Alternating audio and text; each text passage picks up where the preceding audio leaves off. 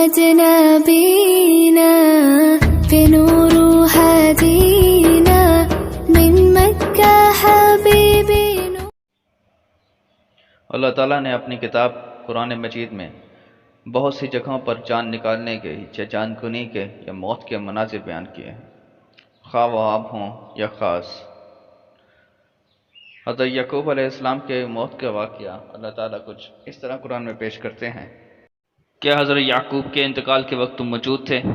جب انہوں نے اپنی اولاد کو کہا کہ میرے بعد تم کس کی عبادت کرو گے؟ تو سب نے جواب دیا کہ آپ کے معبود کی، اور آپ کے آباء و اجداد ابراہیم علیہ السلام اور اسماعیل علیہ السلام اور اسحاق علیہ السلام کی معبود کی، جو معبود ایک ہی ہے، اور ہم اس کے تابع فرمان رہیں گے۔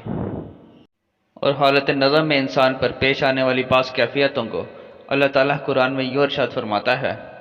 نہیں جب روح ہنسلی تک پہنچے گی اور کہا جائے گا کہ کوئی جھاڑ پھونک کرنے والا ہے، اور جان لیا اس نے کہ یہ وقت جدائی ہے، اور پنڈلی سے پنڈلی لپٹ جائے گی، آج تیرے پروردگار کی طرف چلنا ہے۔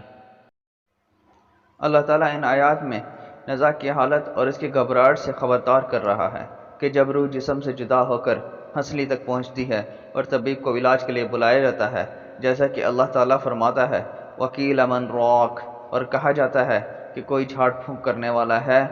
پھر اللہ تعالیٰ فرماتا ہے وَتَخْفَتِ السَّاقُ بِالسَّاقِ، اور پنڈلی سے پنڈلی لپٹ جائے گی، یعنی اس پر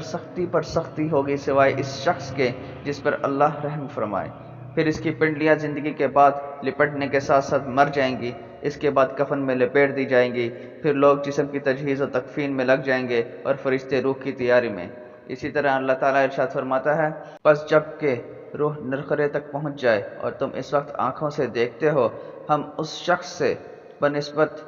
تمہارے بہت زیادہ قریب ہوتے ہیں لیکن تم نہیں دیکھ سکتے۔ بس اگر تم کسی کے زیر فرمان نہیں اور اس قول میں سچے ہو تو ذرا اس روح کو تو لٹاؤ۔ ان آیات میں اللہ فرما رہا ہے کہ جب روح نرخرے تک پہنچ جاتی ہے اور وہ جان نکلنے کا وقت ہوتا ہے، اور تم اس وقت مرنے والے انسان کی طرف جو موت کی سختی سے دوچار ہوگا دیکھ رہے ہوتے ہو، تو ہم اپنے فرشتوں کے ساتھ اس شخص سے بنسبت تمہارے زیادہ قریب ہوتے ہیں، لیکن تم لوگ انہیں دیکھ نہیں سکتے۔ پھر تم کیوں نہیں اس روح کو جو ہنسلی تک پہنچ چکی ہے جسم میں اس کی پہلی جگہ پر لٹا دیتے اگر تم با اختیار ہو۔ اب اللہ تعالیٰ موت کے وقت کافروں کو پیش آنے والی تکلیف کے بارے میں بیان کرتے ہیں۔ ارشاد ربانی ہے اور اگر آپ اس وقت کو دیکھیں جبکہ یہ ظالم لوگ موت کی سختیوں میں ہوں گے اور فرشتے اپنے ہاتھ بڑھا رہے ہوں گے کہ ہاں اپنی جانیں نکالو، آج تم کو ذلت کی سزا دی جائے گی، اس سبب سے کہ تم اللہ تعالیٰ کے ذمہ جھوٹی باتیں لگاتے تھے اور تم اللہ کی آیات سے تکبر کرتے تھے۔ طرح اللہ تعالیٰ فرماتا ہے کاش کہ تو دیکھتا جبکہ فرشتے کافروں کی روح قبض کرتے ہیں، ان کے منہ اور سرینوں پر مارتے ہیں اور کہتے ہیں تم جلنے کا عذاب چکھو، یہ بسبب ان کاموں کے جو تمہارے ہاتھوں نے پہلے ہی بھیج رکھا ہے، بے شک اللہ اپنے بندوں پر ظلم کرنے والا نہیں۔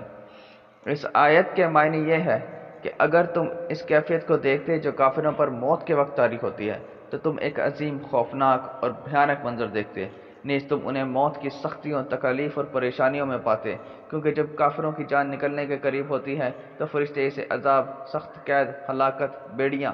جہنم، حمیم یعنی گرم پانی اور اللہ کے غیظ و غضب کی خبر دیتے ہیں، تو اس کی روح اس کے جسم میں بھاگتی ہے اور نکلنے سے انکار کرتی ہے، تب فرشتے ان کے چہروں اور سرینوں پر مارتے ہیں اور ڈانٹ کر کہتے ہیں کہ یہ ضرب و عذاب ان کی اپنی کرتوتوں اور دنیا کے برے اعمال کا نتیجہ ہے۔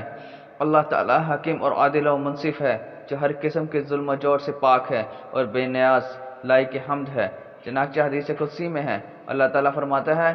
اے میرے بندو، میں نے اپنے نفس پر ظلم حرام کیا ہے اور اسے تمہارے درمیان بھی حرام قرار دیا ہے، بس تم ایک دوسرے پر ظلم مت کرو۔ اے میرے بندو، یہ تمہارے ہی اعمال ہیں جو میں نے شمار کر رکھے ہوئے ہیں، پھر تمہیں ان کا پورا بدلہ دوں گا۔ بس جو اچھا بدلہ پائے وہ اللہ کی حمد بیان کرے، اور جو اس کے برعکس پائے تو وہ اپنے آپ کو ہی ملامت کرے۔